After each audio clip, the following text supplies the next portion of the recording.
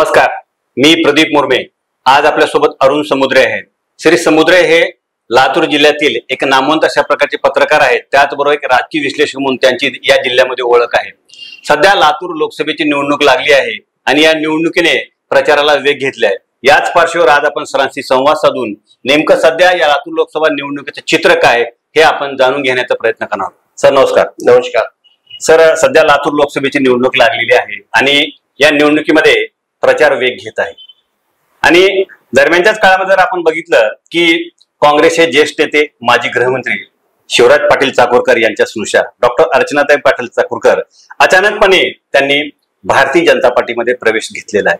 तर याकडे आपण एक राजकीय विश्लेषक म्हणून कसे पाहता, काय सांगाल तुम्ही आम्हाला? अर्चनाताई पाटील भाजपमध्ये गेल्या किंवा त्यांनी जो प्रवेश घेतलाय त्याचा नक्की फायदा हा भाजपला किती होईल याहीपेक्षा काँग्रेसला त्याचा तोटा किती होईल आणि काँग्रेसच्या उमेदवाराला त्याचा तोटा किती होईल याच्याकडे बघणं माझ्या दृष्टीने महत्वाचं वाटतं।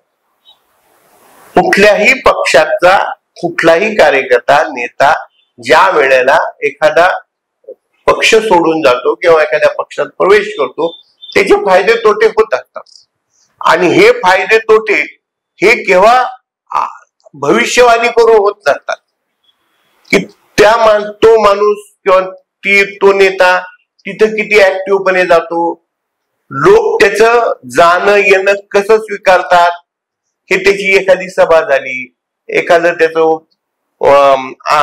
स्टेटमेंट आलं, यावरून हे मला वाटतं सिद्ध होत असतं। आता फक्त त्यांनी प्रवेश केलाय, मग त्याच्या अगोदर बसवराज पाटलांनी प्रवेश केलाय, बरोबर, त्याच्या अगोदर अशोक चव्हाणांनी प्रवेश केलाय। म्हणजे एकूण काँग्रेसला लागलेली गळती थांबवण्यामध्ये काँग्रेस नेत्यांना यश आलेलं नाही, हा एक मुद्दा आहे।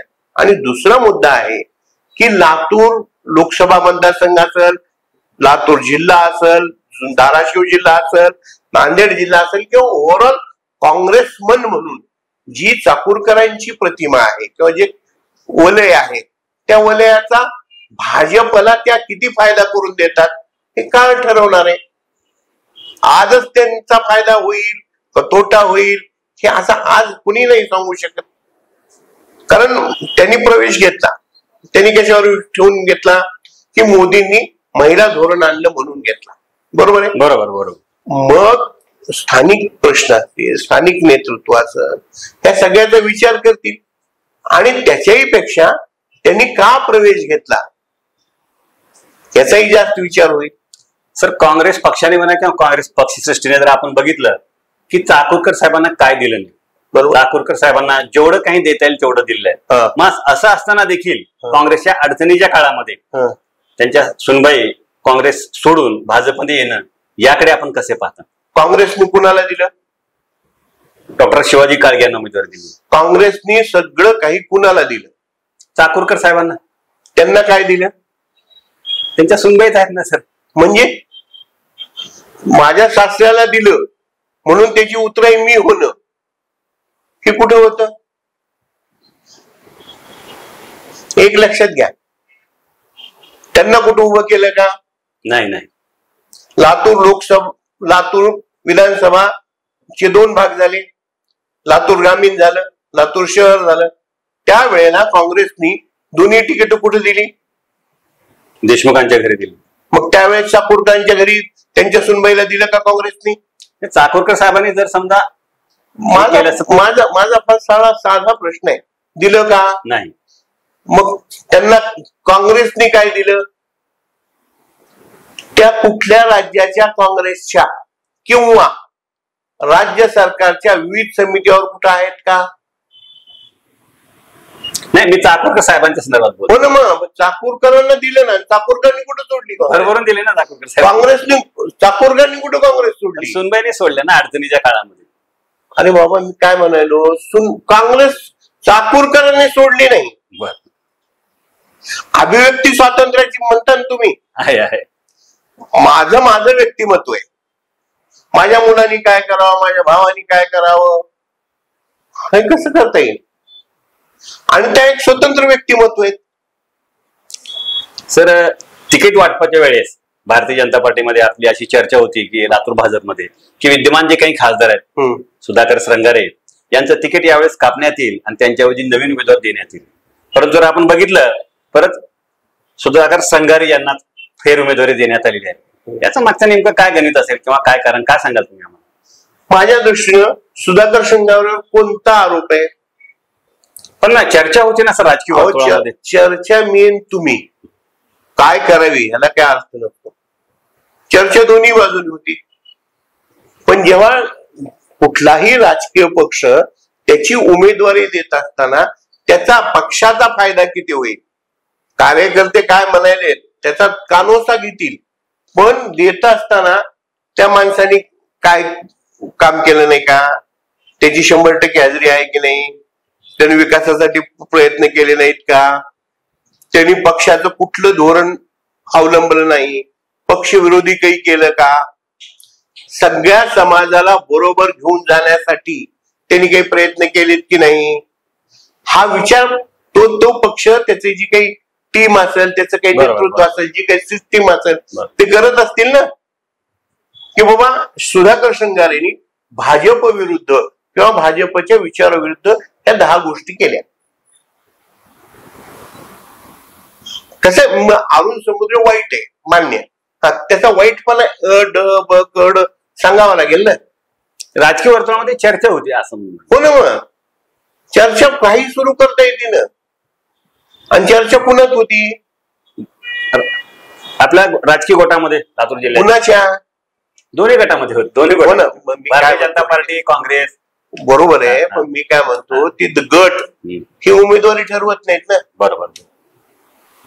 उमेदवारी तर त्या पक्षाची पक्षश्रेष्ठी त्यांचं काही जे सांस्कृतिक मंडळ असत ते ठरवतात ना. बरोबर. आता काँग्रेसने जी उमेदवारी दिलेली आहे डॉक्टर शिवाजी काळगे यांना जी उमेदवारी दिलेली आहे की डॉक्टर काळगे तुम्हाला काय वाटते विद्यमान जे भारतीय जनता पार्टीचे काही आमदार आहेत त्यांच्यासमोर एक तगडं आव्हान उभे करतील? मुद्दा असा आहे, आता तुमचा पहिल्या प्रश्नाचं चर्चा कोणाची होती काँग्रेसमध्ये? काँग्रेसमध्ये भाई नगराळे यांची होती. तिकीट कुणाला दिलं गेलं? डॉक्टर शिवाजी काळगेंना दिले. कसं काय? नाव तरी होतं चर्चेत? नाही, पण म्हणजे मुख्य चर्चा होती ती म्हणल्यासारखं भाई नगराळे यांची. मग नगराळेंना दिलं का तिकीट? गेली 5 वर्ष 10 वर्ष काँग्रेसमध्ये दलित कार्यकर्ता म्हणून, मागासवर्गीय भागाचा म्हणून, ओबीसीचा म्हणून, या सेलचा म्हणून, त्या सेलचा म्हणून काम करणारा कार्यकर्ता त्याला न देता काळगेंना दिलं, ही चर्चा होती का? म्हणून मी पहिल्यांदा जे म्हटलं ना, चर्चा असणं आणि निर्णय होणं बरोबर ह्याच्यात बेसिक फरक असतो. आता काळगे यांचं राजकीय काम काय? ते खूप चांगले डॉक्टर आहेत, सज्जन आहेत, सगळं आहे. राजकारणामध्ये चांगलं काम असणं आणि सज्जन असणं ह्याचा उपयोग किती? पण एक स्वच्छ प्रतिमा म्हणा तुम्ही म्हणल्याप्रमाणे, त्याच्यानंतर एक स्थानिकचा उमेदवार म्हणा, एक नवी कोरी पाटी म्हणा, या माध्यमातून काळगे आव्हान उभा करतील. श्रंगारे कुठले? पण त्यांचा जास्तीत जो काही वावर आहे, मुद्दा माझा फार स्पष्ट आहे. श्रंगारे कुठले? त्यांचा जास्तीत जास्त वावर कुठं असतो? कुठं? लातूरच्या बाहेर मुंबईमध्ये असतो. मग ते मुंबईमध्ये असले त्याचा मतदारसंघातल्या कामाचा काय संबंध? पण मी गेलो वेगळा फरक पडतो. त्याला का रोज भेटायचं थोडंच आहे. स्थानिकला असणं, समजा मी गेलो आणि मला खासदार भेटले नाही, मी पुन्हा गेलो भेटले नाही, बरोबर आहे, तर आपण खासदार भेटत नाही असं म्हणू शकतो. पण तुम्ही रोज इथे, तर तुम्हाला मी रोज भेटलो तुमच्याकडनं काहीच नाही. आणि राजकारणामध्ये राजकीय व्यक्ती आणि सामाजिक कार्यकर्ता याचे 2 वेगवेगळे भाग आहेत. 2 वेगळे भाग असतात, नेहमी लक्षात ठेवा. बरोबर. मी कसं आहे माहिती का, एक म्हण अशी आहे, तुम्ही किती विद्वान आहात ह्याच्यापेक्षा तुम्हाला ज्याला शहाणपण किती आहे.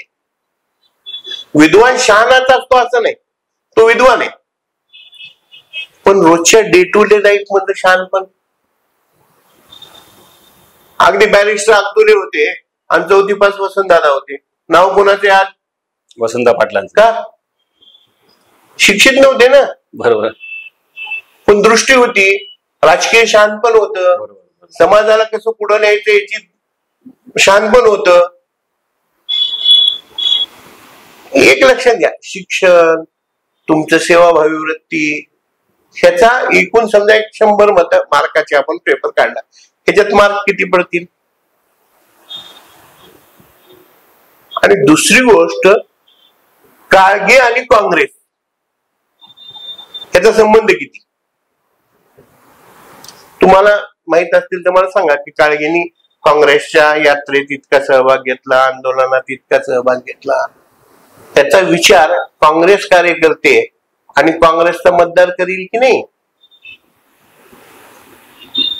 मी मत कुणाला द्यायलो? समजा काळगेंना द्यायचं. का द्यायचं? उमेदवार काँग्रेसचा आहे म्हणून. पण त्यानं पक्षासाठी काय केलं? मी पत्रकारितेत श्रेष्ठ असेल, मी रोज बातम्या लिहितो, मी हे लिहितो, ते लिहितो, मी हे करतो, ते करतो, तर ते मी माझ्या पत्रकारितेचं करतो. त्याच्या समाजाचं काय? माझ्या जीविकेचा भाग आहे ना. आल्यानंतर करतील ना या क्षेत्रामध्ये, पण जसं त्या क्षेत्रामध्ये त्यांचं काम आहे.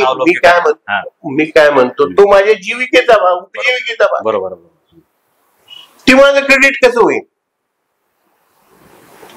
आल्यानंतर करतील ना सर, मला असं म्हणायचं या क्षेत्रामध्ये आल्यानंतर. नाही, या क्षेत्रात आल्यानंतरचा कुठे विषय चाललाय आता? अ का ब? टेस्ट नाही ना, ही टेस्ट झाली. मग टेस्ट मध्ये कोण सरस ठरेल? तुम्ही म्हणताय ती काय होईल आल्यानंतर? आता करून दाखवले ना. उदगीरची डेअरी सुरू व्हावी यासाठी त्या रुपाला नावाच्या केंद्रीय मंत्र्याला ह्याला कुणी आणलं होतं उदगीरला? याच खासदारांनी आणलं होतं ना.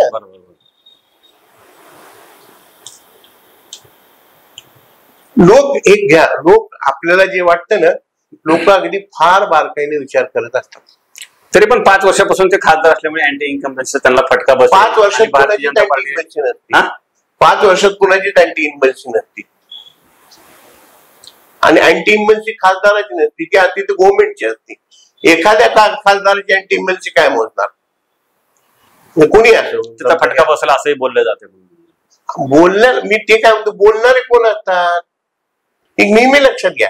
राजकीय जाणकार म्हणजे कुणाला, मला लोक राजकीय जाणकार म्हणतात. मी म्हणाल ते सत्य असतं का? मी जेव्हा त्याची अ ब कड किंवा मी त्याचं पोस्टमॉर्टम व्यवस्थित करीन तर ते होईल ना. लोक काय पाहतात की बाबा, आणि मुळात कसं आहे, खासदारांच्या कडनं अपेक्षा, आमदाराकडनं अपेक्षा, नगरसेवकाकडनं अपेक्षा, आमच्या गल्लीतली घाणच निघाल नाही, खासदारांनी काय केलं असा प्रश्न जर कोणी विचारला तर योग्य वाटतो का? नाही, चुकीचं आहे. चुकीचं. बरोबर आहे. मग लातूरचा दवाखाना सुरू झाला नाही, खासदारांनी काय केलं? योग्य वाटतं का? योग्य वाटत नाही. काय असतं, तो त्याची रेंज किती, त्याचा एकूण आयाम किती, त्याच्या कामाचा, त्याचा पसारा किती. चला बाबा, ह्या खासदारांनी गेला आलाच नाही. आज त्यांच्या बाजूने जे सांगितलं चाललंय की हा खासदार कुणाला रिक्त ते पाठवत नाही. आता ज्याचा अनुभव घेतला तर त्याला माहित असत. त्या खासदारांनी इतके प्रश्न उपस्थित केले, ते सांगितलं चाललंय ना. आपण तर आता रोज संसदेचं कामकाज पाहतो. डॉक्टर काळगे यांच्या माध्यमातून, डॉक्टर काळगे यांना उमेदवारी देऊन काँग्रेस पक्षश्रेष्ठीने जाती जे काही समीकरण आहे ते जाती समीकरण पण साधलंय असं पण बोललं जातं. याबद्दल तुम्हाला काय वाटतं? कोणतं जातीय समीकरण? राखीव जागा सर्वसाधारणपणे कोण असतो? कोण उमेदवार असतो? कोणता उमेदवार असला पाहिजे? राखीव असला पाहिजे. राखीव मधला असला का? राखीव प्रमाणपत्र असलेला असला पाहिजे. त्या कॅटेगरीमध्येच आहेत ना. तो काय मी तेच सांगायलो, समीकरण साधत असताना जे समीकरण कोणताही पक्ष असेल तो काय बघतो की ह्याला दिलं ह्याची मतदारसंख्या किती, त्याला दिलं त्याची मतदारसंख्या किती, त्याला दिलं त्याची मतदारसंख्या किती, ते गणित घालतं की नाही? घालतात. मग मला सांगा, जातीय समीकरण एका बाजूनं धर्मनिरपेक्षता म्हणायचं पण दुसऱ्या बाजूनं जातीय समीकरण म्हणायचं, हा दांभिकपणा नाही होत कुठल्याही राजकीय जात धर्म पंथ विरहित राजकारण झालं पाहिजे आणि पुन्हा म्हणायचं जातीय समीकरण जुळवलं म्हणजे काय अर्थ काय? आणि एखाद्या वर्गाचा आपण हक्क डावलणं याचा विचार तो वर्ग करणार नाही. 2014 काळगे भाजपकडे गेले होते तिकीट मागायला, 2019 काँग्रेसकडे गेले, 2024 आता काँग्रेसने उमेदवारी दिली. बरोबर आहे. मग ह्या 14 ते 24 ह्या 10 वर्षातलं राजकीय कार्य काय असं विचारतील की नाही? तुम्ही जो म्हणता तो जाणकार वर्ग, तुम्ही म्हणता ती जी काही चर्चा ती होईल की नाही? होईल. त्यात काय होईल? त्यात काँग्रेस काय साधणार आहे? आता ही लातूरची जी काही लोकसभा जी काही निवडणूक आहे, या निवडणुकीमध्ये माजी मंत्री दिलीपरावजी देशमुख आणि माजी मंत्री अमित देशमुख या काकापुतण्यांची जी काही राजकीय प्रतिष्ठा आहे पणाला लागले असं तुम्हाला वाटतंय? बिलकुल. त्यांनीच सांगितले, काळगेंनीच काल सांगितले की मी काळगेंच्याच प्रेस नोट मध्ये आहे की काळगेच म्हणाले आहे की मी आपल्यासारख्यानी राजकारणात जावं असं काही वाटत नव्हतं, पण अमित भैयांनी माझ्या मित्रांनी मला आग्रह केला म्हणून मी हिंमत केली आहे. म्हणजे आता प्रतिष्ठा कोणाची? देशमुखांची. प्रश्नच नाही, साधी गोष्ट आहे. त्यांनीच सांगितलेलं आहे. अगदी आपण काही त्याचं विश्लेषण करायची गरजच नाही ना, त्यांच्याच प्रेस नोट मध्ये ना.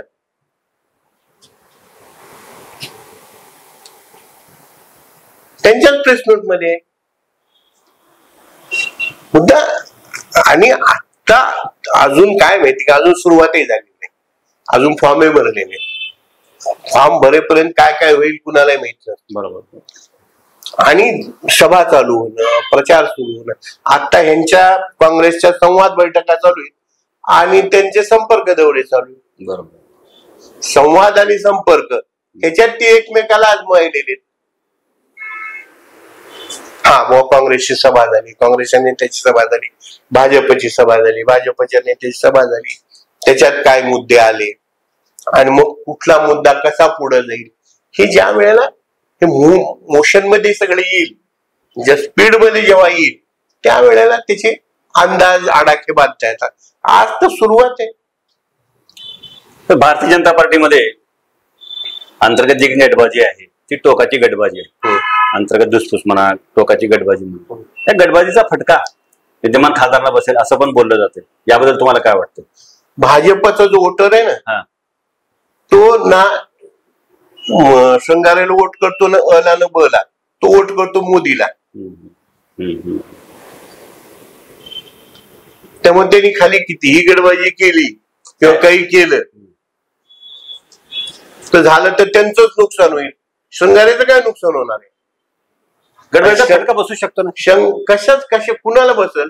जे गडबाजी करायला त्याला, उमेदवाराला काय बसणार आहे? भाजपचा वोटर कुणाचा आहे? शृंगारेचा आहे का? मोदी साहेबांचा. मोदी साहेबांचा आहे.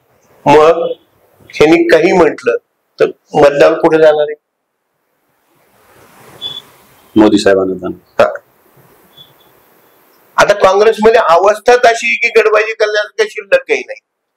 आता ह्यांच्याकडे वाढ झालेली आहे, त्यांच्यात आज नव्या गटबाज्या होतील, नव्या जुन्याच्या गटबाज्या होतील, जुन्या नव्याच्या गटबाज्या होतील. काँग्रेस भाजपवाल्याची गटमत होईल, एक राष्ट्रवादी भाजपवाल्यांची गट होईल. त्यांच्या गटबाज्या वाढीतच जाणार आहेत ना. सर, मागची जर निवडणूक बघितली आपण मागची निवडणूक जर बघितली आपण तर त्या मागच्या निवडणुकीमध्ये भारतीय जनता पार्टी एकसंघ होता, पण मागच्या तुलनेमध्ये जर आपण बघितलं की फार मोठ्या प्रमाणात अंतर्गत टोकाची गटबाजी भारतीय जनता पार्टीमध्ये पाहायला मिळते. हे तर तुम्हाला मान्य आहे का? आणि माझ्या मान्यतेचं काय राजकीय विश्लेषक म्हणून तुम्हाला काय वाटतं? गटबाजी तुम्हाला मला काय मोठ्या प्रमाणात गटबाजी फोफवली, गटबाजी फोफवली असेल, गटबाजी आहे, त्याचा निवडणुकीवर काय परिणाम होईल? गटबाजीचा फायदा फटका बसेल ना सर कुणाला? ज्या पक्षामध्ये टोकाची गटबाजी त्या पक्षाला बसेलच ना सर. नक्की माझं काय म्हणणं माहिती का, गटबाजी कुणात आहे? गटबाजी पदाधिकाऱ्यामध्ये, नेत्यामध्ये आहे. कार्यकर्त्याचा संबंध काय? आणि आहे का हिंमत कुणामध्ये, कुण्याही नेत्यामध्ये हे माझा गट आहे म्हणायची?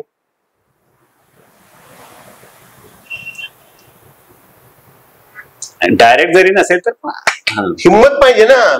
काँग्रेसमध्ये कसं शरद पवारांचा एक गट होता, विलासराव देशमुखांचा गट होता, वसंतदादांचा गट होता. आहे का हिंमत कुणामध्ये? सांगा ना मला.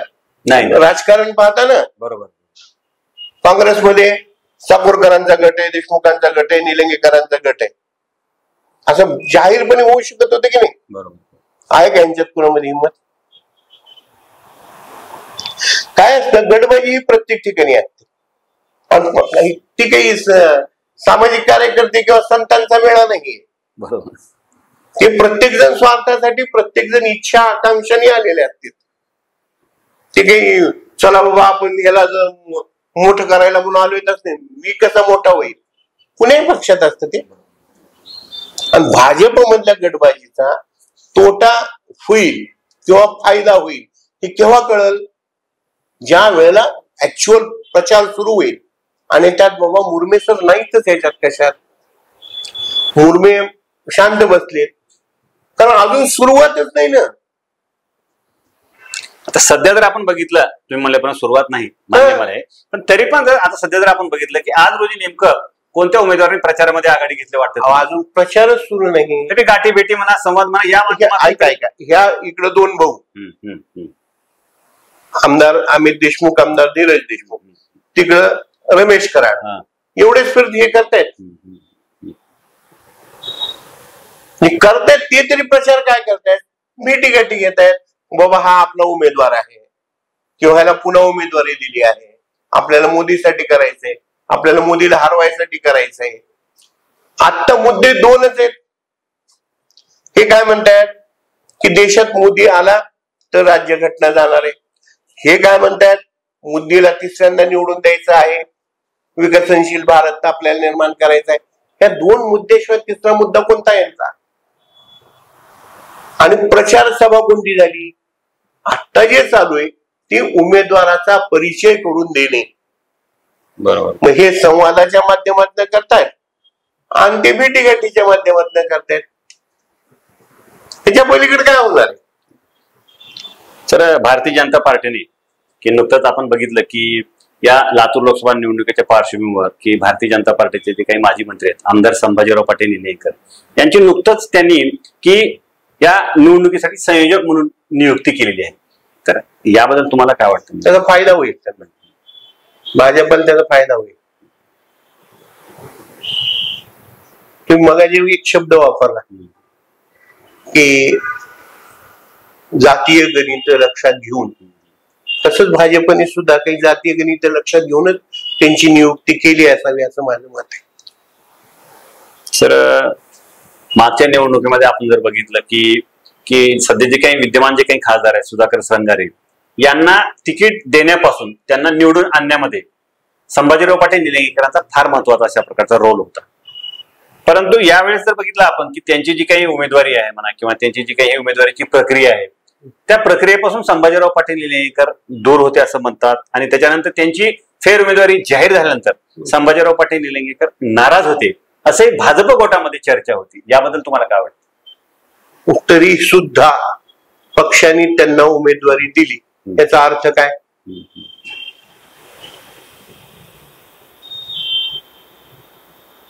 ती नाकारली की त्यांनी नाही? हे मी काय तुम्ही म्हणताय ते काय जबाबदारी दिली ती मी काही घेत नाही, मी नाराज आहे असं मी तर अजून वाचलं नाही. काल का परवाच जाईल. बरोबर बरोबर. मी वाचलं नाही अजून कुठं.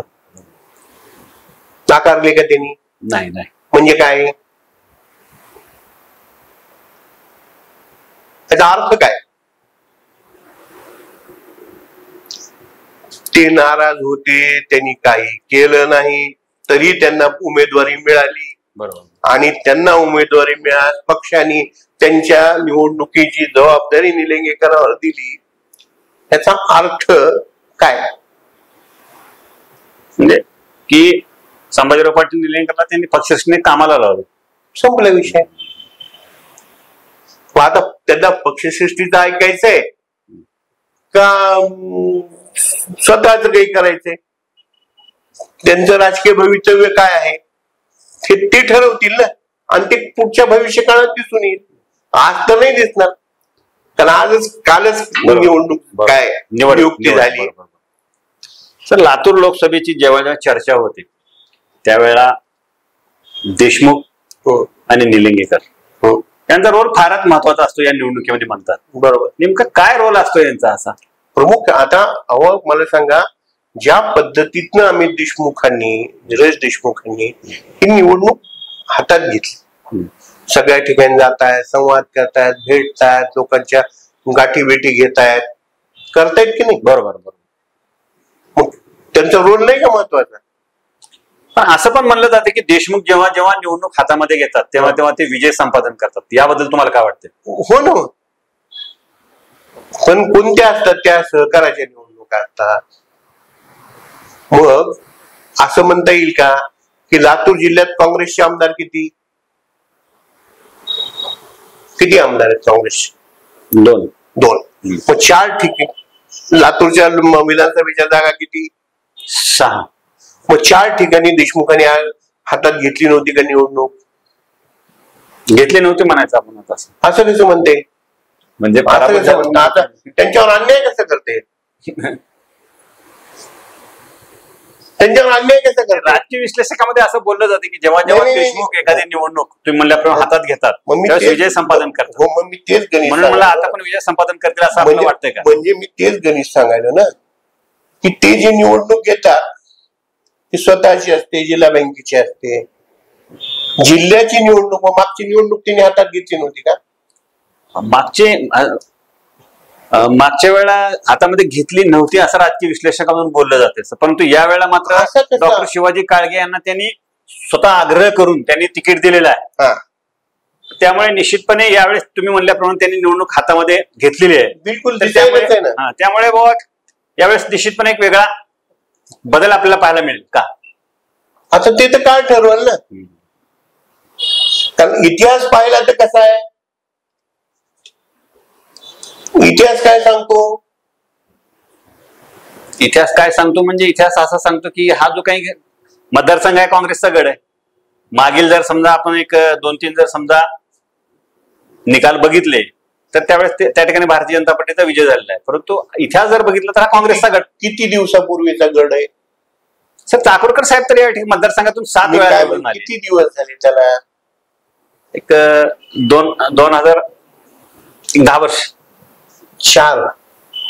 2004 पासून झालं ना? 2004. आता किती? आता 24.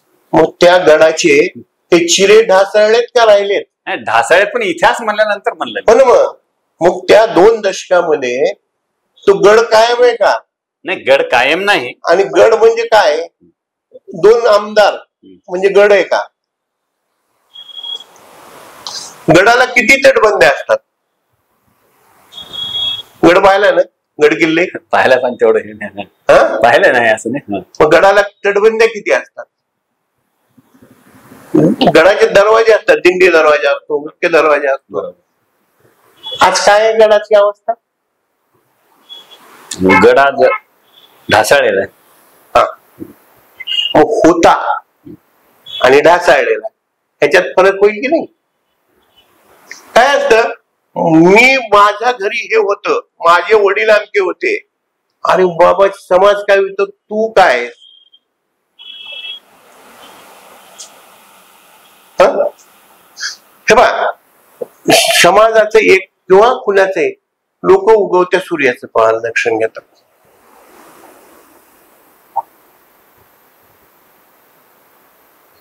नाही होता. आज काय म्हणजे जर लक्षात घेतलं तर 2004 पासून मग पुढं होत होत काय गेलं, काँग्रेस कितीवर आली? 2 वर आली. भाजपचे आज किती? भाजपचे पण 2 आहेत. विधान परिषदेचे 1 आहे. हा, विधान परिषद. खासदारी 1 आहे. मग त्याची आणि आता ह्या अलायन्स मध्ये 2 आमदार कोणाबरोबर आहे? भारतीय जनता पार्टी बरोबर, महायुती बरोबर आहे. बरोबर. ताकद आत्ता तरी कुणाची? जाऊ द्या, ते पडल, ती कुणासाठी काम करतील नाही करतील तो काय ठरवल. अजून आज रोजी तर आपण म्हणल्याप्रमाणे 8-10 दिवसात ते कळलं. आपण म्हणल्याप्रमाणे आज रोजी कागदावर जर बघितलं आपण तर निश्चितपणे आपण म्हणल्याप्रमाणे की महायुतीची ताकद आहे हे मान्य करू. कागदावर तर आज तीच ताकद दिसती ना. बरोबर. आता भारतीय जनता पार्टी तुम्ही म्हणल्याप्रमाणे की हा जो काही मतदारसंघ आहे त्या मतदारसंघामध्ये विजयाची हॅट्रिक करण्यासाठी त्यांनी आपली प्रतिष्ठा पणाला लावली. तर आताच म्हणल्याप्रमाणे आपला एकेकाळी असलेला हा काँग्रेसचा जो काही गड आहे हा गड पुन्हा ताब्यात घेण्यासाठी काँग्रेस जबरदस्त अशा प्रकारची मोर्चेबंदी करत आहे. तर नेमकं काय वाटतं तुम्हाला? मग नेमकं आता भारतीय जनता पार्टी विजयाची हॅट्रिक करणार की काँग्रेस हा गड ताब्यात घेणार? मी काय म्हणालो ते आज नाहीच सांगता येणार. आज किती तारीख आहे? 2 तारीख आहे.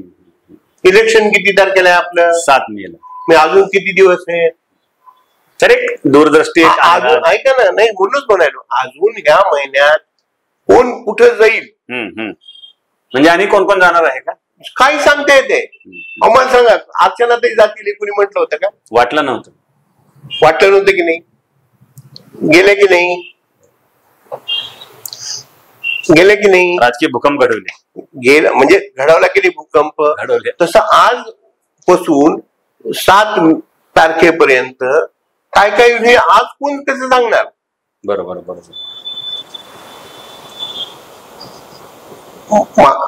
आज एक लक्षात घ्या, अजून आज आहे 2 तारीख, 2 एप्रिल आहे. बरोबर. आपलं मतदान आहे 7 मेला. आपण आपलं 22 तारखेला आपण विड्रॉल आहे म्हणजे 23 एप्रिल पासून आपला प्रचार सुरू होणार आहे. बरोबर आहे. तर त्या काळापर्यंत अजून काय होईल हे काहीच सांगता येईना. बरं, आज सकाळी मी इथं आहे आणि उद्या दुपारपर्यंत कुठं असेल सांगता येत नाही. बरोबर. म्हणजे इतकी राजकारणात ते स्थित्यंतर नाही, इतक्या मोठ्या प्रमाणावर बदल इतके झटपट होत आहेत. चॅनल बदलतात तसे लोक पक्ष बदलायले. बरोबर. सर, आपण एक ज्येष्ठ पत्रकार आहात, तर मला तुम्हाला असा प्रश्न विचारायचा आहे की तुम्हाला कधी वाटलं होतं की काँग्रेसचे ज्येष्ठ नेते शिवराज पाटील चाकूरकर यांच्या सुनबाई भविष्यामध्ये कधी काळी भारतीय जनता पार्टीमध्ये जातील असं अरुण समुद्रे सरांना कधी वाटलं होतं? मला तर कपिल सिब्बल काँग्रेस सोडून जाईल असंही कधी वाटलं नव्हतं. अशोक चव्हाण काँग्रेस सोडून जाईल असंही कधी वाटलं. आपण जरा आपल्या स्थानिक सांगा जे देशभर चाललेलं आहे, जे दिल्लीत होतं तेच दिल्लीत होतं.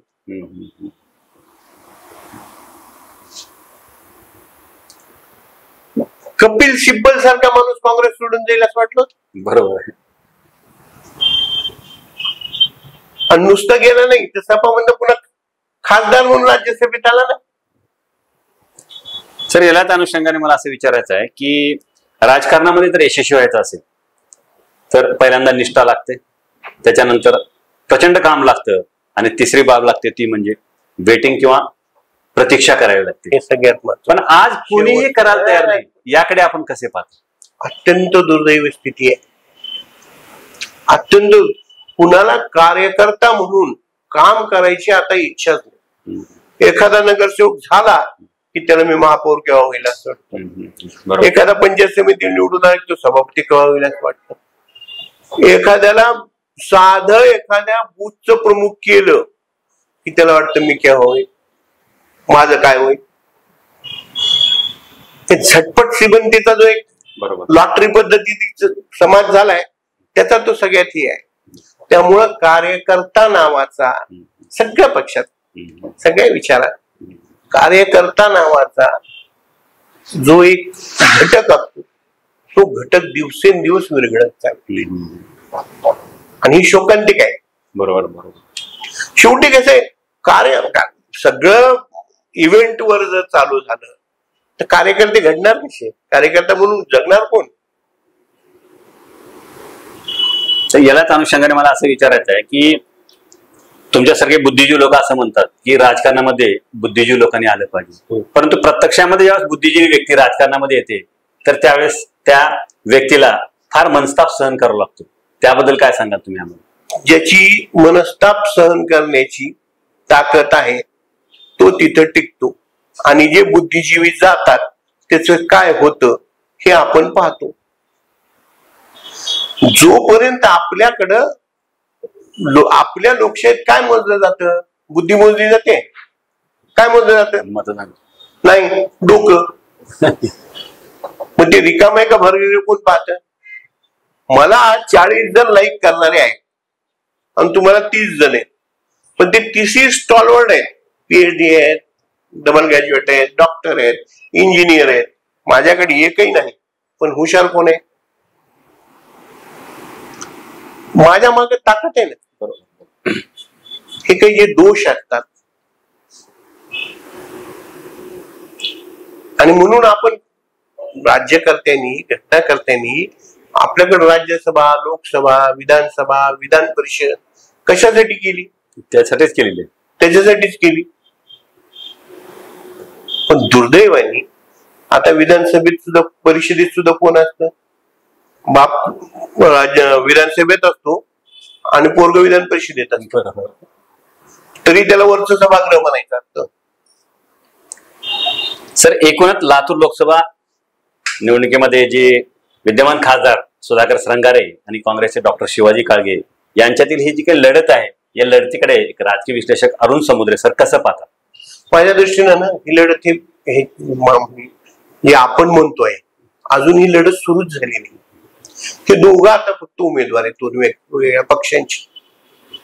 लढत जेव्हा मुद्द्यांची चर्चा सुरू होईल, लढत जेव्हा प्रचार सभा चालू होतील, कार्यकर्ते मोटिवेटेड होतील, कार्यकर्ते कामाला लागतील, सगळ्यात म्हणजे या पक्षाच्या त्या पक्षाच्या. म्हणजे अद्याप चित्र स्पष्ट झालेलं नाही असं तुम्हाला? अद्याप चित्र स्पष्ट झालेलं नाही ना. आत्ताच कुठं होईल? अजून फॉर्म भरला आहे किंवा फॉर्म भरायचा आहे. आत्ताच सांगणं फार अवघड आहे. म्हणजे अजम्पशन मुळे काय तर नाही, हा येईलच. कशाहून येईल मला सांगा? उद्या एखादा भाजप मधला चिडून मग काँग्रेसमध्ये गेला, काय होईल? फरक पडेल की नाही? समीकरण बदलेल की? किंवा अजून कोणी काँग्रेस मधला भाजप मध्ये गेला, आणखी कोणी येणार आहे? जाईल का? आपल्याला काहीच सांगता येत नाही. आज कोण, आज काय गणित होईल, किंवा आज जे भाजप बरोबर 2 आमदार किंवा महायुतीचे आहे ते सगळे तितक्याच स्पीडने काम करतील की नाही, यावर बरंच अवलंबून. त्यावेळी बरंच अवलंबून आहे. धन्यवाद सर, धन्यवाद. आपण आम्हाला वेळ दिला, आमच्याशी संवाद साधला, त्याबद्दल आपले खूप धन्यवाद.